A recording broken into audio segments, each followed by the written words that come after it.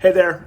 So wanted to talk a little bit about this mandate that, if you haven't heard, then you probably haven't been on the internet in the last 12 hours or so. And that is that all employers over 100 team members in the United States supposedly will be required to mandate the vaccine for their team members. And I shared about this in my stories and then just posted about this earlier, reshared the story post that, based on the nature of business, this is going to cost jobs.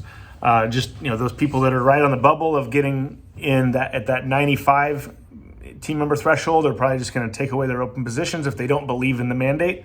Or if they're at 105, they'll figure out ways. I've literally had people say that they will go out of business before they force this on their team members. So in the spirit of me in my mission to help small business owners succeed, and for those of you who think otherwise, someone who has 105 employees is a small business, not, when you're comparing it to, the Fortune 100s and all that. Someone with 100, 200, 500 employees still is a small business.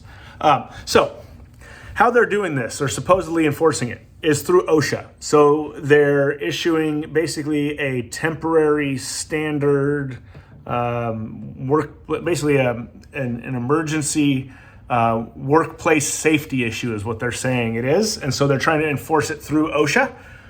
This isn't through a law, it's a mandate. It's just it's basically a new enforcement that OSHA, just like if you went and they went and checked to make sure your machines are operating in a safe way. So OSHA, I went and looked it up. OSHA does not have the power to shut your business down. So just know that first off. Second, if you're someone who has that 100 or 200 or 300 employees and you don't want to enforce this on your employees, and I'm not here to talk about whether you like or don't like or want to get the vaccine for your health. This is just strictly as a government overreach and mandate that should not be there, ways around it. So I went and I looked at the OSHA rules and the OSHA definition of an employer because when they did it for Obamacare, they wrote it into law. It was a big comprehensive actual law, not just a mandate.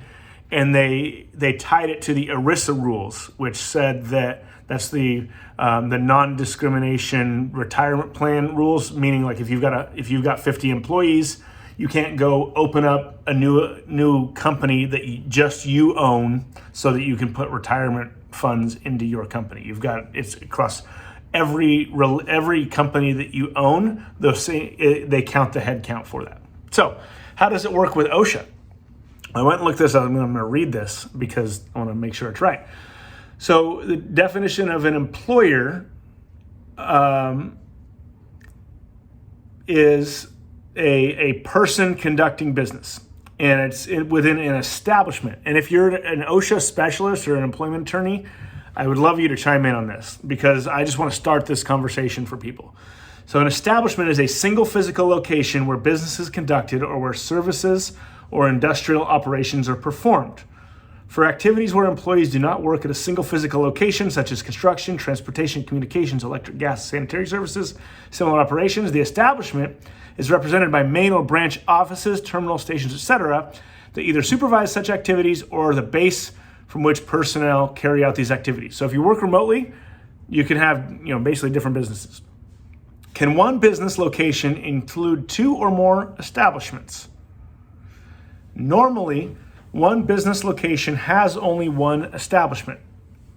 Under limited conditions, the employer may consider two or more separate businesses that share a single location to be separate establishments.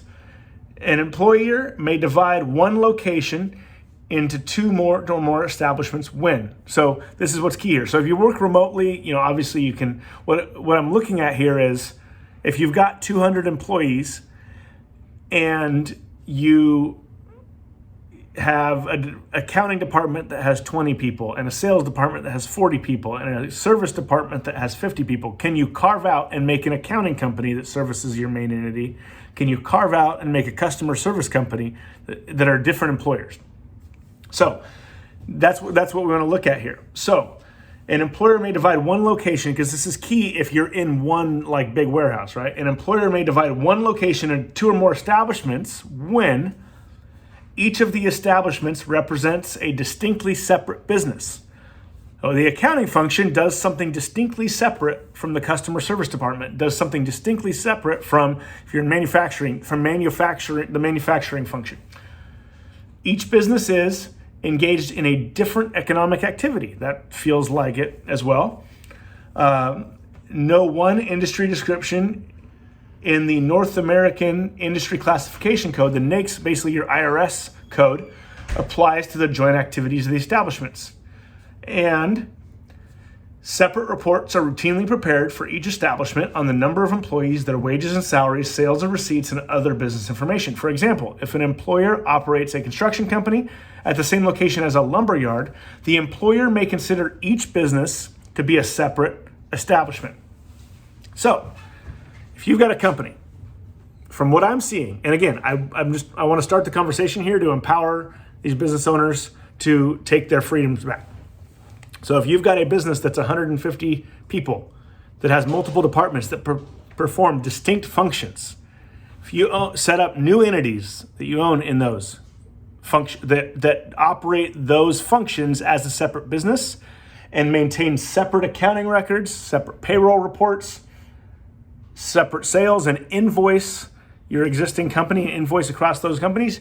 What I'm reading in my definition of, based on OSHA's definition of an establishment in a business, it seems like that gets you under that 100% threshold as long as no department, no separate entity is over 100.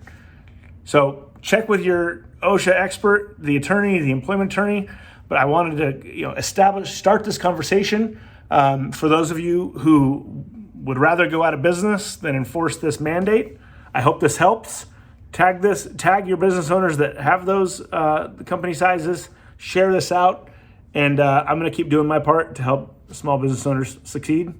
And we'll see you soon.